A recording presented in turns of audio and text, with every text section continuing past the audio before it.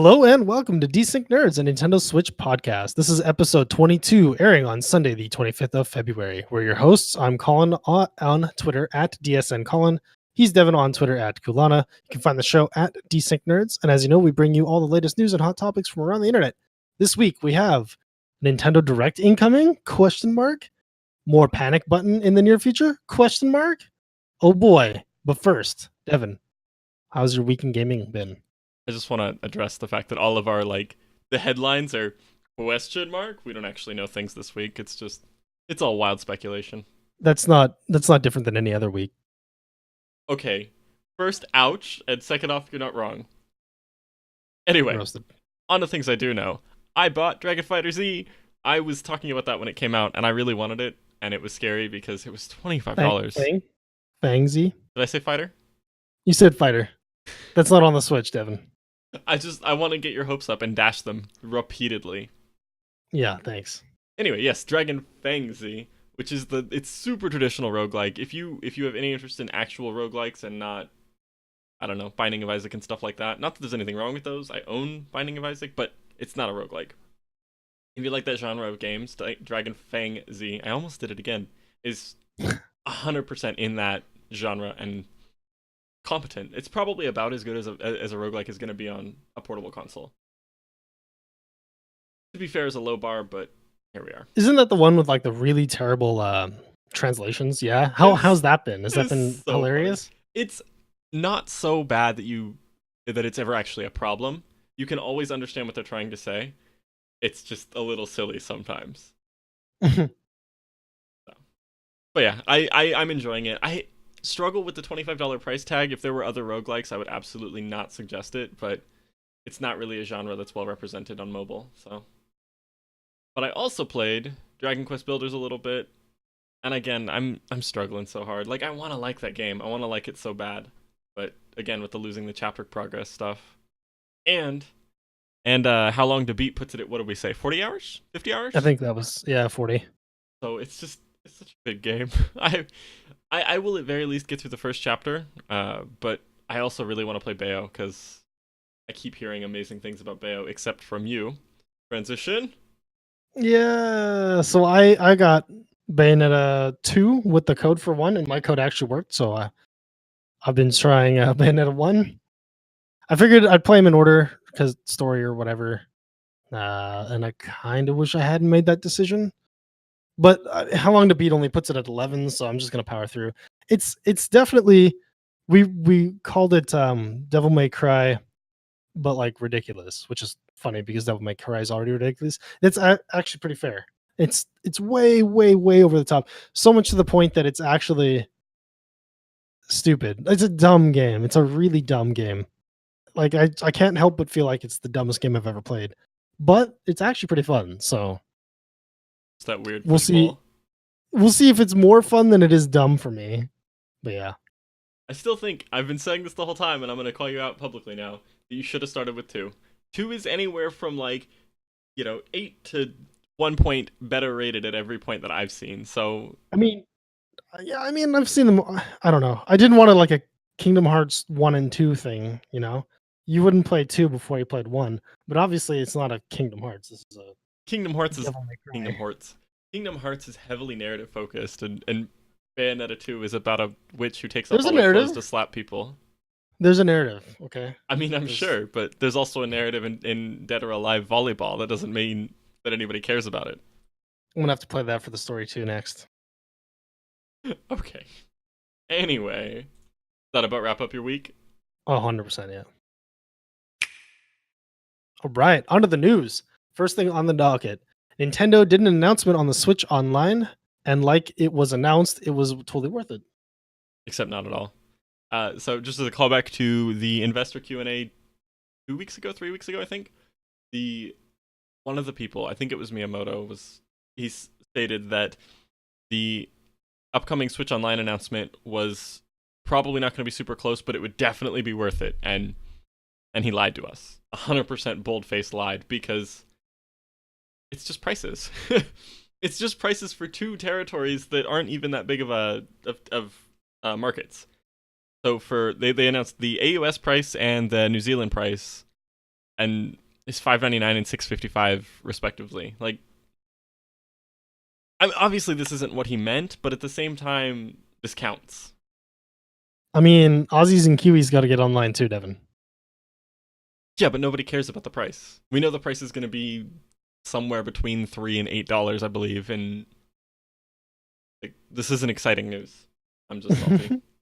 I mean, I don't know.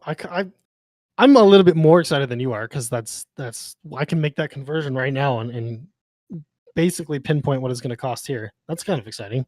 Yes, It but doesn't give us any features. I'll agree. Relax. no, I'll no. agree. I've got different counterpoint. The different counterpoint is that we knew it was going to be sub $8. We knew it was going to be super cheap. That was always their plan, was that it would be a very low priced relative to competitors. So it being, approximately, I assume those are worth a little bit more, so it's probably going to be like $4 if you convert that. This is not news. This isn't exciting news, it's just not news. We knew this.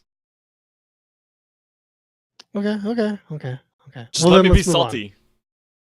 Nintendo doesn't see a distinction between indies and AAA titles, and I think that's awesome. I agree. So there was an interview with the two heads of the Indies outreach department, and they say that they don't have special privileges over the AAA department. They don't have less privileges than the AAA. Nobody gets put on the front page of the store because of their developer category. And yeah, this is awesome. Indies these days are doing great things, but also there's a lot of room for the AAA Assassin's Creeds and Final Fantasies of the world. Like, these are both great categories of developers, and to have them not have one playing second fiddle to the other is awesome, because they're both doing great things. They did also go on to say in that interview that they've considered a Nintendo indie publishing arm, which I think would be really cool. Seeing Nintendo have a more direct control over what's being made, because I mean, Nintendo makes great games. For all you can say about their tone and their sometimes ridiculous policies, they make really fun, enjoyable experiences. And so to see them have that more direct hand in smaller developers, I think would be awesome. But they said no to that because they're afraid it would be a detriment in Japan. Because apparently in Japan, indie doesn't quite have the cachet that it has in the rest of the Western world. They kind of look down on it, and not to them, it's not this big and innovative new thing. It's just a bunch of upstarts that don't really know what they're doing. So we won't see that, and that makes me sad. Keep being weird, Japan. Yeah, exactly. All right. So, in contrast to everything we've said, Dark Souls is being developed internally at FromSoft. So first off, according to GameStop, I trust GameStop, but as I've been ranting lately, a lot of people just seem to be reporting on rumors as if they're fact, as evidenced by everything. That Pokemon rumor, for one. Yeah. So to me, this is both good and bad. I like that the original company is going to have a hand in their remake. I feel like that's a good thing, kind of. Panic Button actually disagrees, and we'll get to that a little bit later. They specifically call out this instance, and to kind of agree with them, the PC port of Dark Souls 1 was just awful. It was so bad. It was poorly optimized. It didn't look good. They didn't make use of the upgraded capabilities of having a PC. They basically just ripped the code and redropped it. They didn't even translate the controller prompts. It literally said, press X to jump here, or whatever the controller prompt was. It was a really, really, really bad port. And I'm going to cover my bases here and say I've not played anything since the first one. I was kind of, at that point, when you experience that, it's just, this company's not worth my money anymore, but I hope they've gotten better. I still really... And now I'm torn on this game, because on the one hand, I really want to play Dark Souls, and I really want these, but at the other hand, kind of want to wait and see, just because... I mean, I've already pre-ordered it, so I'll let you know. Okay. But I gotta get that sick Amazon pre-order discount. Yeah, I mean, that's actually legit. Yeah. It's $40 though, so it's not as fat as it usually is. Oh, that's fair. That's right. I forgot it was discounted. Good on Yeah. FromSoft for that. That's awesome. I got that in Wolfenstein 2 one night, and also Bayonetta 2. But fight me anyway. Chucklefish interview. That's next on the docket. What do we got? They had a lot of things to say, and Wow. if I've not made it clear at this point, I really like Chucklefish. Pretty much everything they've made, I've enjoyed, and I like their kind of their philosophy on publishing. I like the people that they partner with. Everything I hear about them gives me good feels. So, uh, with that phrasing out of the way, they have no update on the Wargroove release date, but they did say that multiplayer will definitely be available on day one. They are attempting to get cross-platform play in with everybody, but as we know, Sony's kind of the jerk at the sandbox that doesn't want to let other people play with their balls, so that probably won't happen. But I expect that we'll see cross-platform with Microsoft. They went on to talk about Stardew Valley, where they said that they didn't like touch controls for Stardew Valley, and they will not be adding them in the near future. And I quote, "Touchscreen controls work best when the whole UI is designed around them, which is not something we're planning right now." And this is something I struggle with personally because, as we've seen in that document, for the survey that Nintendo put out forever ago, 30% of the users will never take the Switch out of the dock. So I kind of expect that a lot of companies are going to have a hard time justifying developing for features that 30% of the users will never see, and what was it, 60% of the users will only sometimes see? No, 40%. Yeah, that's how the math works. 40% of the users will only sometimes see. So I kind of don't expect to really see a lot of touch controls and handheld focused stuff. Which, I don't know. Do you care about touch controls? Absolutely not. Get those out of my game. Yeah, okay. What else? They also said that they're, like everyone else, really enjoying the Switch, blah, blah, blah. They want to continue to support it. And then they rounded it out with Starbound is going to be rough for the Switch. They said that it looks fairly simplistic, but behind the scenes, it's actually doing a lot, and it's pushing the processor capabilities of the Switch as far as they've tried so far. So, not anything we expect to see soon, but they are working on it. That's weird. What's it? What? Are you It's familiar like with Starbound? maxing out the PC, the CPU on the Switch. Apparently. Starbound. I played Starbound. It's Yeah. not that. It's the 2D Terraria game. Yeah. Yeah. Interesting. I don't know. I mean, I will say All right. everything about that they've put out is pretty indie, so it's possible that it's just poorly coded. As we saw. Well, I think. Yeah, I was just gonna say with the Stardew Valley, he's Yeah. like on record is like, yeah, I'm never gonna fix that feature because I coded that so poorly that I don't know how to fix it. Exactly. Yeah. Like how saves took like 7 years on the Switch, and then he came out and fixed it. So I mean, I don't even know if we can believe him. But anyway, moving along, as I alluded to earlier, some Bayonetta 1 codes aren't working out of the box. Yep. So if you had any reason to just hold on to that code and you weren't going to move it forward, you should probably just go try to redeem it real quick just to make sure. We believe that the only codes that are having issues are the ones that start with URPH. If you have a code that starts with URPH, definitely try to redeem it and definitely call Nintendo. There's a phone number. I'm going to read it off. It's also in the show notes if you need it.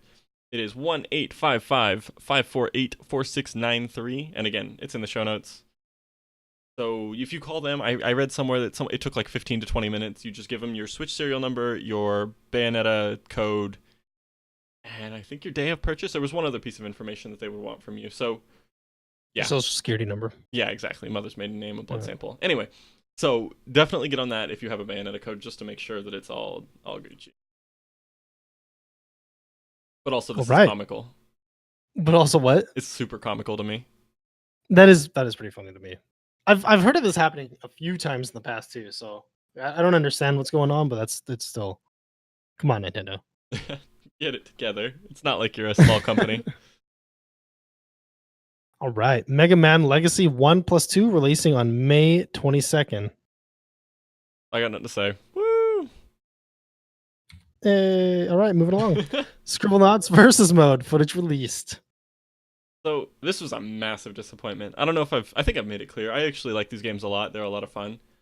And the versus mode is just, so they drop everything that makes Scribblenauts. They drop out the like custom building of items by just typing in stuff. They drop the cool platforming stuff. It just looks like an uninspired Mario ripoff to me. There were people running a track and they were going over hurdles and you had to press A to jump the hurdle. And then, so what made that Scribblenauts was that you got to type in the name of the thing that was racing. But it didn't actually have any effect. One guy had a dolphin, and he was racing on a dolphin. And it was just, it was just press A before the hurdle and you get over the hurdle, and that was the whole mini game. So this is disappointing to me, and I'm sad, and I wanted to cry about it in a public manner. Is that all you have? Yeah, it's I just whine. All right. Well, let's move along. Doom patch. What happened in the Doom patch? So this does not make me whine. We got motion controls, which this may actually bring me back. One of my big issues with Doom was the non-inverted y-axis, and so having motion controls kind of bypasses that. And I mean, that was the whole patch. There were some bug fixes, but it was motion controls. So I think it's really cool that both Panic Button and Bethesda are willing to support this game 2 months, 3 months, 4 months later, however long it's been. I got that in like the first or second week of the show. We're on week 21, so math time ago. So, this excites me. I'll go back. There was a great tweet where someone responded to the post with who was asking for this, and the Doom Twitter account responded with, what was it, literally everyone? Literally everyone, period. Yeah. I was asking for it, and I don't even own this game. Right? Exactly. So that's exciting. I just love that. Who even wanted this? Literally everyone. The snark is strong. All right, moving along. In a almost as weird as Hooters and Sonic mashup, Southwest Airlines is teaming up with Nintendo to give away a bunch of Mario bundles. Oh, I did this sequencing really poorly. I wanted to make this a bigger conversation about just the weird collaborations that Nintendo is having. We've seen this. We've seen the Mario cereal. What else? Just so many odd, random things that they keep grouping up with people on. So I don't really know what to say about it. Basically, the thing is, you go to their website, you enter in your, I think it's your phone number and your email address, and you're entered to win a sweepstakes for, it was a Switch and Mario Odyssey, and then like a special edition case, which was kind of cool. And then you could also win like a flight. So go do that. I should actually put that link in the show notes, except not, because I don't want anybody to enter but me. That's it. That's all I got. It's just weird. This is weird. Was this supposed to be another line item? Yeah. Okay. So then the next thing up is more Nintendo merch, which is Bloomingdale's is doing high-end Nintendo themed clothing. What? Yeah, it's like, so Bloomingdale's is like a mid to high tier clothing store, and they're doing Nintendo themed clothing. Like, it's actually, some of it's kind of cool. I kind of want some of it, but it's such a weird decision to me. And then in that same vein, Mecoid has a series of Nintendo themed lights, which are their decor. They're not lights. They light up, but they will not light up your room. So I think they're a little kitschy, but I have a tendency to hate on this sort of thing. Okay. And then I've got a link to both of those in the show notes if you care and you want to buy any of that. Again, the Bloomingdale stuff is actually kind of cool. All right. Moving along. Super Limited Games putting out physical copies of Human Fall Flat. 5,000 copies releasing. Oh my god, only 5,000? Yeah. So I wanted to have a bigger conversation about this.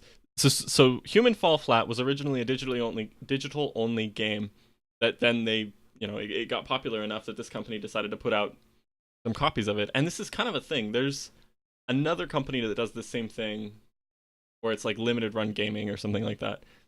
And it's just, I kind of like the idea. Like if Dragon Fang Z, for example, had a super limited edition that you could only get 5,000 copies of, I would probably pick it up just because I think that's cool to have a piece of a very small production run. But I don't know. Is this something that interests you? If you could get a physical of, I don't know, Stardew Valley that was a small run? If it was something that I owned and really liked, yeah, maybe. I kind of wanted Fall Flat, and I didn't get it because Human Fall Flat, because it was digital only, and I was like, I don't really want another digital only game on my Switch right now. Well, maybe. But if this were like Stardew Valley, 100%, I'd be first in line in a tent wherever they're selling it. In a tent? Is that a Yeah, phrase? like where you wait outside all night for them to open the doors the next day, like okay, a midnight release. I see what you're getting at. Okay. Yeah, fight me. I was just gonna shame you for dumb statements. And then it made sense, and I'm sad. I mean, you should look into this. Last time when I saw this was on like I think Thursday, and they still had copies left. So I'll send you the link because I like spending more of your money for you. Thanks. Yeah, I appreciate it. Anyway, moving along. Nintendo got into some hot waters with the Norwegian Consumer Council accusing Nintendo of breaching the EU Consumer Rights Directive. What? So all that to say that Nintendo doesn't allow you to refund eShop pre-orders, and Norway thinks that's illegal. So Nintendo then issued a official statement in response, which was basically no, we're not. It was just Nintendo fully abides by all laws and directives required by law in the European Union, I think was the exact statement. So it's kind of silly. I would like to see you to be able to cancel eShop pre-orders because it's dumb that you can. It's just kind of crappy behavior in my opinion. Well, All right. I think that's all we need to say about that. Next up, Panic Button. Woo! They teased that more Switch games are in the pipeline.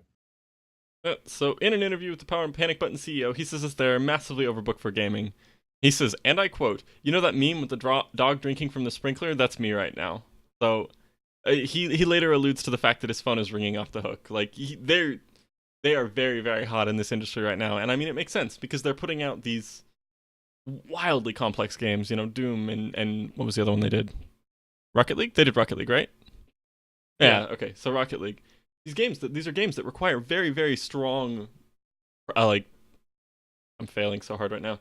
They require very strong computers to run them. Computers, air quotes, and they're doing it competently. They're putting out these games. I'm really struggling with the story for some reason. They are making the games look good on underpowered hardware. They go on in the same interview to talk about, as I alluded to earlier, that a lot of companies are trying to do this in-house, and then they find that porting is a very different skill set than just straight development of the original product. And so then they have this half-ported game that they then try to give to Panic Button or other people of their ilk. And it's a lot of wasted money for those companies. So he doesn't think that they're going out of style anytime soon, and I hope not, because as we've seen, a lot of these ports are just garbage, and then Panic Button puts out Rocket League that never falls below 30 frames, Doom that actually looks surprisingly good despite being the requirements beast that it is. So, and they also patched it recently too for like visuals improvements. oh yeah. In the motion controls patch, they got a slight visual improvement, which actually was pretty good. And again, another reason for me to go back to it. So, just when you think it's like capped out as high as it can go, they find a little bit more. Make it look a little bit better. If you remember, like we've seen this in past generations, where as developers understand the architecture better, they can put out better and better games for it. And I can only imagine that that's kind of what's happening as Panic Button gets more familiar with how the Switch runs and how to optimize around its unique quirks. So. Yeah. Well, neat. I'm excited to see what they do next. Yay. All right. Moving on. Another rumor monger, Emily Rogers from Reset Era. How do you say that? I see. It's 2 words. Reset Era, except it says ear. Says Smash is coming this year. Oh yeah, I remember this story. Yeah. She thinks it's going to be a port though, right? So the original reading of it was that she thought it was going to be a port, and then she went back and said, "I never actually said that. I don't know where you got that from. I do not know if it will be a remaster or a new title." So we don't actually know anything. She says it's going to be announced and released this year. I would love her to be right. As I keep saying, I really want this game. What kind of track record does she have? Like, where does she get this from? So she is a well-known leaker with a fairly solid track record. She works in journalism, gaming journalism, obviously, and she also works as a a video game design consultant. I don't understand how, if she's using the design aspect of this as her source, there's no way that she can say this without breaking an NDA that gets her, sued off to the face of the earth. So, I mean, as I keep saying, I don't like these kinds of baseless rumors. She's not able to source what she says. Though I will say I give her props because she's not saying an unknown tipster told me this. She's actually come out and saying, I know this to be true, and I'm putting my name on it. So that gives it a little bit more credibility in my mind. But at the same time, it's still, I don't know. but I want her to be right. I want Switch. Switch Smash. Yeah, same. Smash, yeah, not Switch. You want Brain? All right, moving along. Kirby demo coming next Sunday. Woo! Kirby Star Allies, that is. Maybe. Oh, There's a very important maybe in there. why you got to do this to me? So, early last week, if you Googled Kirby Star Allies demo, the first Google ad result thingy would say that there would be a demo releasing on March 4th, which has since been taken down. I couldn't find it when I tried to do it. I think I read the news article on Monday afternoon and then tried to do it then, and it didn't work. So they very quickly took it down. And then there was speculation that because it's releasing on a Sunday, the only way this makes sense as a release date is if they go direct, immediately followed by the demo will be available afterwards, which they've done in the past. So that is definitely in the Nintendo playbook. So I would like to see this, mainly because I want to see a direct, as we, alluded to at the top of the show. All right. How about this then? February 27th is Pokemon Day, and speculation abounds. So for all of my complaining about rumor mongering, I'm going to be the rumor monger this time. So Nintendo Life had a article that popped up in my RSS feed, which if you don't, it's a thing. Basically, I can see their articles as they post them, and then if they delete them, I still have a reference to it. So they posted an article and then immediately deleted it, stating that Nintendo had an upcoming direct to coincide with Pokemon Day. Like that was part of how they were celebrating it. So I don't know if they have inside information or if they got a bad tip or what happened there. But It was legitimately an accident. yeah, I have no idea. Like, yeah, I don't know how that mistake is made in standard publishing. Like, that doesn't really make a lot of sense to me. But that was there, and we've also seen that Nintendo New York is definitely going to have a celebration on site in their building celebrating Pokemon Day. So I'm kind of hopeful. Yeah, me too. Very, very hopeful. Oh. Not the hold my breath type, but yeah, exactly. High hopes, low expectations. Yeah. I am unsure, and I couldn't find this, if there was a Pokemon Day last year, or if this is just a thing they made up this year. I feel like I've heard of this before. Okay. I don't know that it's an annual thing, but I feel like I've heard of New York having these things before. I may have to research that and spend some more time in it. Because if it's a new thing that they just are doing this year, then that I've definitely heard of it before. So why you get a Rain Man Parade? I'm trying to make this a confirmed thing. Pokemon. Just kidding. They've never done one before. Thank you. I want it to New be true, York, so it's true. Why New York even? There must be a direct. All right. Moving along. Luigi's Balloon World has been released. Whee! So, free update for Super Mario Odyssey. Woo, free updates. I like that Nintendo's doing this. I love that they're continuing to support these games that are more or less done. I saw some speculation that they're doing this to try to curb used game sales, which I'm okay with. I don't care. I would love to see Nintendo get a higher portion of the sales in total and less of that going to GameStop, because GameStop is an evil blight upon the society that deserves to be burned to the ground to a man. Anyway, so Luigi's Balloon World. It's also there's a bunch of new costumes in there if you care about the costumes, and it is apparently a great way to make money. So Nintendo Life put out a video with just, here's the tips, here's how you make a bunch of money. And through the whole video, he's got 9999 coins in his inventory. So he's obviously making a lot of money with it. Beyond that, though, it's apparently a lot of fun. I didn't play it because I'm mostly over SMO, but here we are. I will have that video in the show notes. Go try it out. All right. We have a follow-up to last week where we talked about the mic and not understanding exactly what was going on with that. So, another mic is releasing, which caused me to research this a little bit because I was very, very frustrated by the whole thing. If you didn't hear last week, someone released a karaoke mic, and then another person, I think Hori, released it this week. Maybe I'm getting this mixed up. It doesn't matter. But there is a karaoke game for the Switch, but it is Japan exclusive, which makes sense why all of these news articles have been Japan only, and they only have yen prices, so it's a thing. We don't get it because everybody hates America.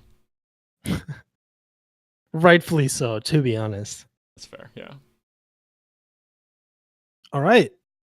Reviews are open for submissions in the eShop. That's exciting. Yeah, so now there are crowdsourced reviews on the eShop. It's pretty cool. I submitted a review for Dragon Fang Z actually, and it says that there's a 3-day processing time, which makes sense because Nintendo's really finicky about any kind of inappropriate speech or stuff like that. So, but it was like, what's the stars that you rate? What tags do you agree with? Is it a easy to play? Are the graphics great? Is there great music? Is it a harder to learn game, etc., etc.? So there's all these like boxes that you could check, and then you also got to assess: are you a core gamer, a casual gamer, or there was a third category that I don't remember off the top of my head. But yeah, so that's kind of cool. I would love to see this become a thing that people actually utilize. I really like in-system review sets, and also they do require that you be a verified buyer. So if you did not buy the game, you can't review it, which I think is also great because we keep seeing people review bomb. A developer says something that 4chan dislikes, and then people just review bomb it to garbage, and that's a lame practice. So to see them require verified buyers is cool. Would you ever write a review, Colin? Oh, totally. I'll write reviews for every game that I own. Just, actually. It may take me a minute because I own a few. As you are a collector. Newly established collector, yes. Oh. Just wait until you get into that amiibo collection.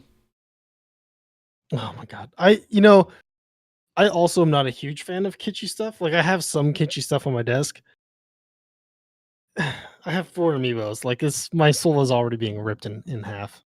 You need more. I need to stop. No, I don't. I really don't. Wait. 3 of them are Splatoon. Wait, no, I've got a great idea.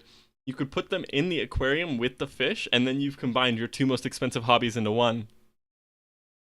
That's genius. And there's squid kids, so they'll go great in there. Exactly. I wonder if any like the chemicals on them would just kill all my fish or not. I'm sure they would leach something toxic. I mean, I kind of want new fish anyway. Anyway, back on topic. Let's move on. Nintendo will be selling Labo through My Nintendo in Japan. So this is awesome. More uses for My Nintendo is great because as we've kind of established, the original My Nintendo points voucher redemption thing is kind of lame. So seeing them kind of push this forward is awesome. I don't know. I want more of My Nintendo.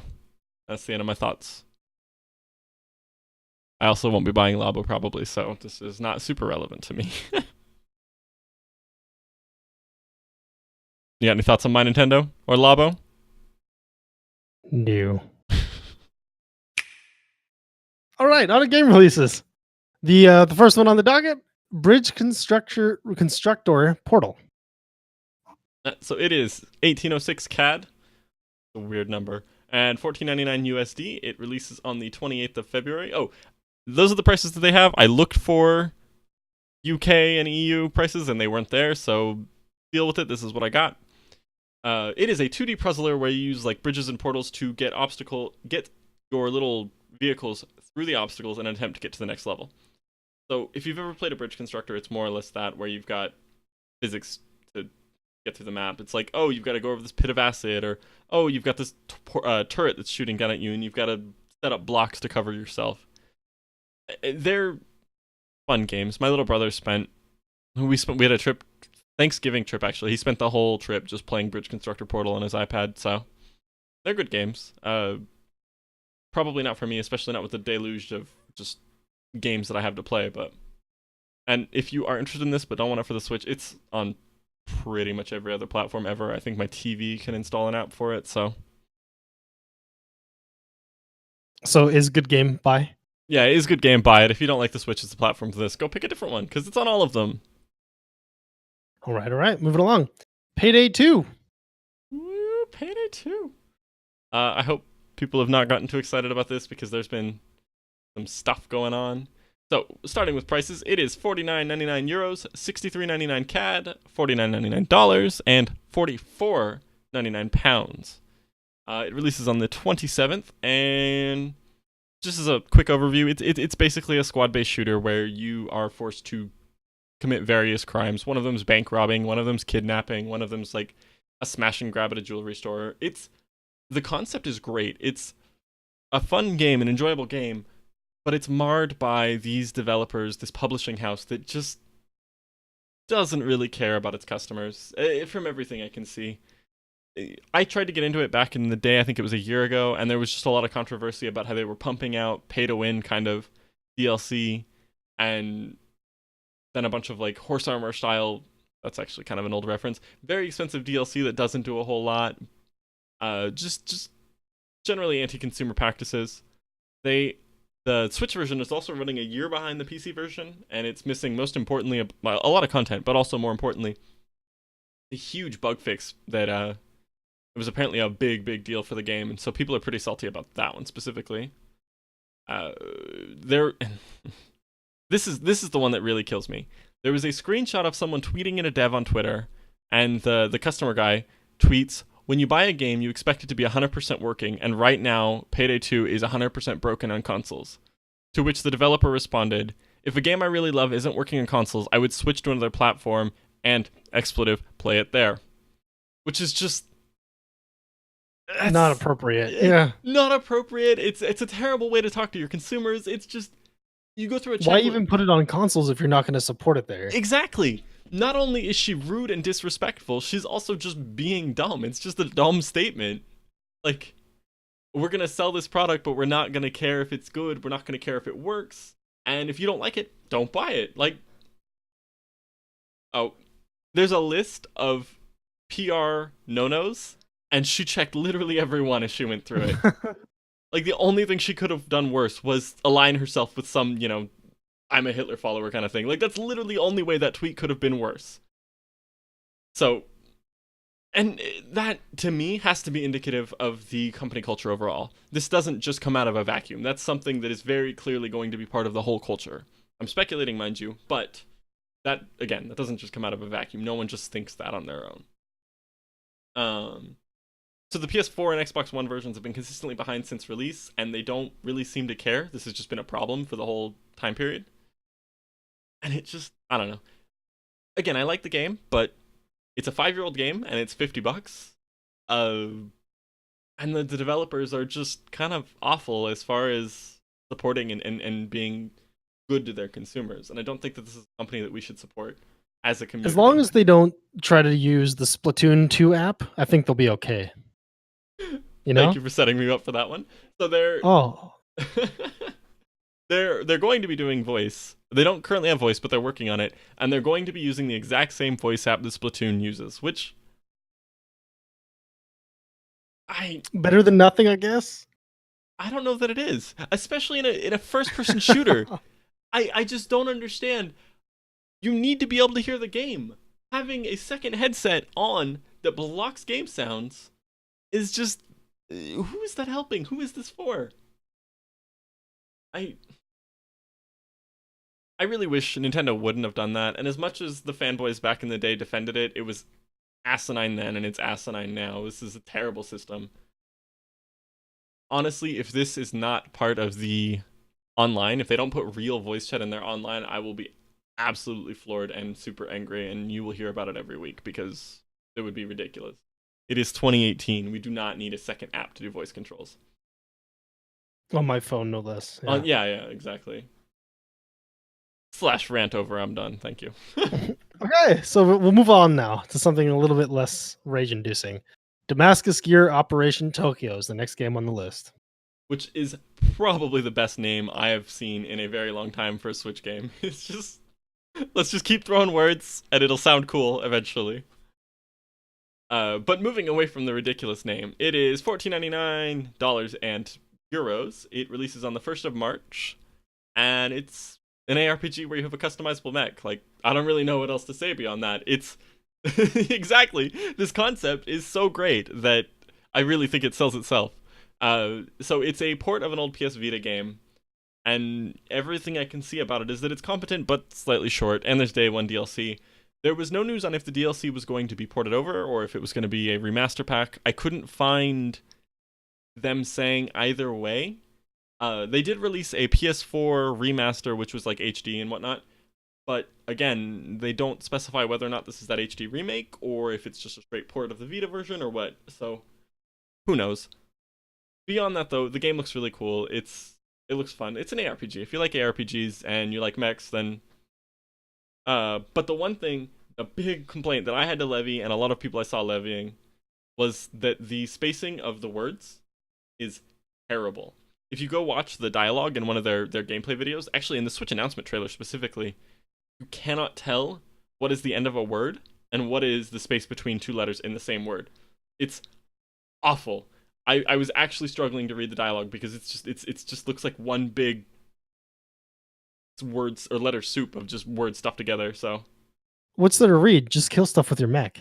yeah, and I mean that's kind of the counterpoint to me complaining here is that it's an ARPG. At a certain point, you don't really care. So that's that. You seem pretty excited about this. It looked really cool. I was a little down, like the Metacritic ratings are a little rough, and I was a Yeah, little down on that. But it does look like a lot of fun. and ARPGs And may in fact be your jam. for $15, yeah, I really well. I mean, yeah, that is yeah. ARPGs are definitely my jam. The other thing to note is that it is a finite experience. It's not Diablo. You're not going to grind this forever. It's 10 hours or 15 hours or whatever it is, and then you're done, and you move on. So I personally think that's a point in its favor. I'm getting to the point in my life where a 5 to 10, 15-hour experience and move on is great. Anything that's kind of extended forever is, unless it's something that really, really grabs me, I don't have time for that anymore. Like an old school Final Fantasy. Yeah, Otherwise, exactly. no, keep it short. Yeah. All right, last one up. A normal lost phone switch. What? I'm now not sure if that was the actual name or if I just added Switch because I was freshly waking up and not quite through my coffee when I wrote that. A Anyway, normal lost phone. that's definitely the name of the game. It may or may not have Switch appended on the end there. Anyway, it is $5.99 USD, €5.99, €6.99 CAD, and £5.49.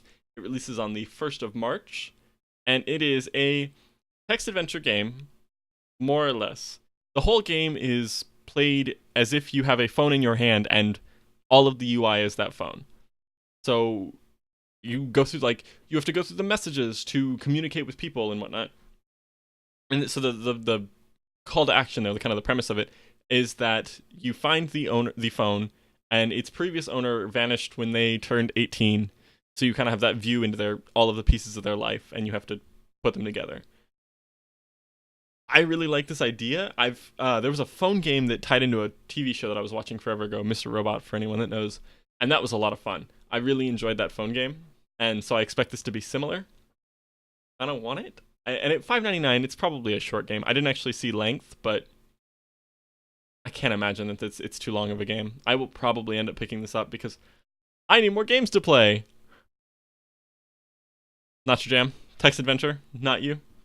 Yeah, I tuned out that whole time. I I don't thought even so. actually know a single word of what you just said.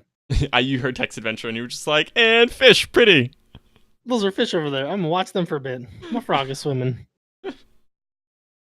Well, you don't know. It's a good game. It's lots of fun. Anyway, I believe. on to the question of the week. Or question of the time period. It's not week because we're not updating it yet. So the question of the week is located at bit.ly/dsnpoll21. Again, all lowercase, bit.ly/dsnpoll21. The question, this time period, I really need to pick a consistent time period. Anyway, the question is, how do you feel about the upcoming game segment that we just finished? We were talking about switching it to looking at games that have been released in the last week. That way we kind of get more content and more hands-on with it versus what we're doing right now is mostly wild speculation and looking at ports, which is admittedly kind of problematic. So if you think we should move to a previous games released, go vote. If you don't think so, if you think we should stick with what we've got, again, go vote. If you've got any other things between yes and no, you can email the show at desyncnerds@gmail.com. You can tweet at the show at desyncnerds or at either of us individually. I'm just going to segue straight into the outro just in case that wasn't clear. I am at Kulana, Kulanah, and he is at DSN Colin. If you want to help support the show, we are on Patreon at patreon.com/desyncnerds, where you can see daily headline roundups, where I go through and just post random headlines that I'm finding online. A lot of the times I focus these on stuff that is not going to go into the show. A lot of times it's like, oh, this is a 30-minute video. This is really interesting, but I'm not going to put it on an audio podcast where people are probably on the way to work or, doing stuff. This is better to be on the Patreon. So that's all there. Again, patreon.com/desyncednerds.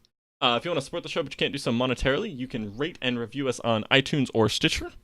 And you could also subscribe on those two, as well as on TuneIn or on Google Play Music is the third one, or the fourth one.